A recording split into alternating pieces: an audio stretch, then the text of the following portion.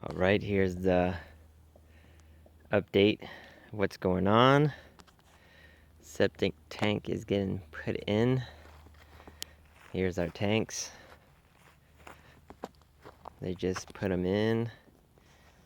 And this is the overflow where I guess everything gets pushed through. Now they have those on. Now they're put dirt over it. I think the total height of the pile should be 37 inches. And they're gonna taper it down so it looks good.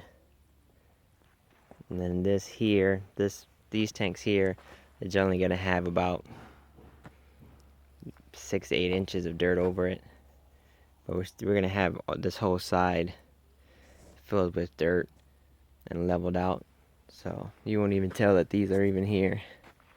That's this here is it's for the float to push. It's like the pump. And you'll have a warning light on there. Let's see, the monitoring system. So now next all we have to do is wait, setting up for the electricity. It already passed inspection, so gonna start dealing with electricity now and getting the company out here to drop the line for us. Small update for now.